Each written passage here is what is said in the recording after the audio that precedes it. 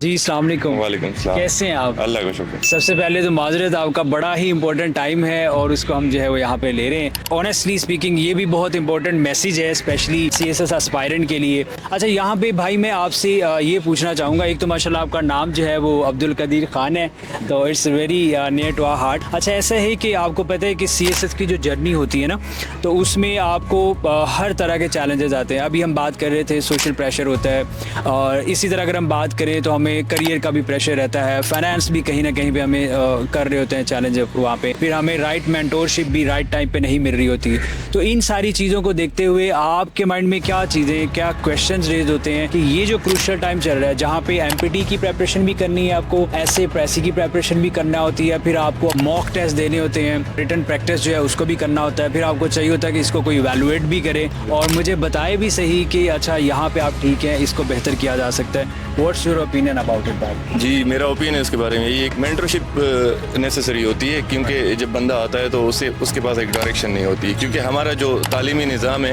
वो एक डिफरेंट तरीके से स्टूडेंट को तैयार करता है, और CSS जो है उसकी जो डिमांड है वो डिफरेंट तरीके से है। तो ये जो पैराडाइम शिफ्ट है स्टडीज़ का, इसके लिए गाइडेंस और मेंटरशिप बहुत ज़रूरी होती है। क्योंकि अगर एक बंदे को पता नहीं है कि किस तरह पढ़ना है और किस तरह तैयारी करनी है, क्या टेक्निक्स हैं, क्या टेक्निकलिटीज़ हैं, तो वो अगर हार्ड वर्क भी करे तो वो ज़ाया जाती है मोस्ट ऑफ द टाइम, क्योंकि उसे डबल टाइम लगता है अगर उसके पास सही से गाइडेंस या मेंटरशिप ना हो। तो इसके लिए मैं समझता हूँ कि इनिशियली किसी को ज़रूर गाइडेंस या मेंटरशिप लेनी चाहिए। बिल्कुल ठीक। कदीर, आपने ऑनेस्टली ये वो बात की है जो हमें बड़ी देर बाद रियलाइज़ हुई ना, कि आप अपनी एफर्ट कर रहे होते हैं, आप फुल स्पीड से, पैशन से हार्ड वर्क करते हैं, बट आपकी डायरेक्शन जो है कि आपने राइट टाइम पे क्या करना है वो अगर मिसिंग होती है तो आपकी एनर्जी, आपकी एफर्ट सब वेस्ट जाती है। अब यहाँ पे आप भी आते हैं और भी बहुत सारे ऐसे एस्पायरेंट हैं, तो आप देखते हैं कि सुबह से रात तक जो है ना मीन के पढ़ रहे हैं, एफर्ट कर रहे हैं, वो सारी चीज़ें हो रही हैं, लेकिन उसके साथ साथ आपको क्या लगता है कि क्या ये इसी तरह का एनवायरनमेंट हमें हेल्पफुल कर सकता है, या कि हमें थोड़ा सा ट्रेडिशनल चीज़ों से निकल के हमें उस तरह के एनवायरनमेंट में जाना चाहिए जहाँ पे आप बैठे पढ़ें, डिस्कशन हो रही है, आपकी इवैल्यूएशन हो रही है, आपको जो है गाइड किया जा रहा है क्या टॉपिक्स हैं करंट अफेयर्स के, पाक अफेयर के, ऐसे के बारे में, प्रेसी के ऊपर काम किया जा रहा है। What's your take on it? मैं बिल्कुल ये समझता हूँ कि हमें ट्रेडिशनल माहौल छोड़ के बिल्कुल ऐसे स्टडी माहौल में जाना चाहिए जहाँ पे बहुत सारी चीज़ें, जहाँ पे जो मिसिंग है वो पूरी होती हैं। जैसे कि आपने बात की डिस्कशन,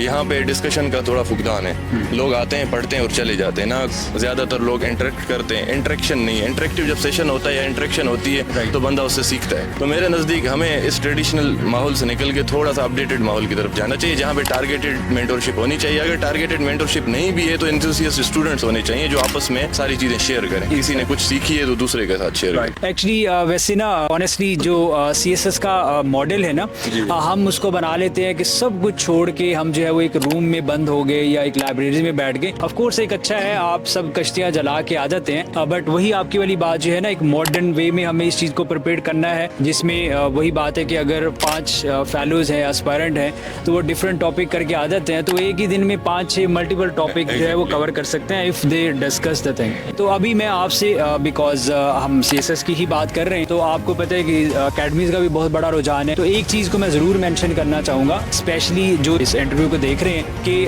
MPT की प्रेपरेशन चल रही है, साथ में आपको ऐसे प्रेसी की बहुत ज़्यादा नीड होती है कि उसको प्रिपेयर भी किया जाए, डिस्कस भी किया जाए, इवैल्यूएट भी किया जाए। जनरल साइंस एंड एबिलिटी है, it's also a good subject. अगर आप अच्छे मार्क्स लेते हैं तो आपको पता है एक मार्क्स की आपकी एलोकेशन कहाँ पे जाती है। तो इसके लिए हो सकता है बहुत सारे लोगों को ना पता हो, लेकिन मैं ये बताना चाहूँगा, लाहौर CSS अकेडमी के नाम से एक अकेडमी है गार्डन टाउन में, वहाँ पे ये जितनी चीज़ें मैंने मेंशन की हैं वो सारी की सारी फॉर अ मंथ 100% फ्री हैं, स्पेशली फॉर दो स्टूडेंट जिनको लगता है कि वो फाइनेंस की वजह से ये क्लासेस नहीं ले सकते या कहीं ना कहीं से टीचर से टाइम नहीं मिल सकता। तो इट्स 100% फ्री। आप आएँ, मॉक टेस्ट दें, वहाँ पे इवैल्यूएट किया जाएगा, डिस्कस किया जाएगा, जनरल साइंस एंड एबिलिटी का जो मैथ सेक्शन है उसको प्रिपेयर किया जाएगा, ऐसे प्रेसी की प्रिपरेशन करवाई जाएगी। तो it's all free, specially for दो स्टूडेंट जिनको लगता है कि they are talented, they are very passionate about it, but due to somehow उनको कोई इस तरह की अपॉर्चुनिटी नहीं मिल पा रही। So specially for those,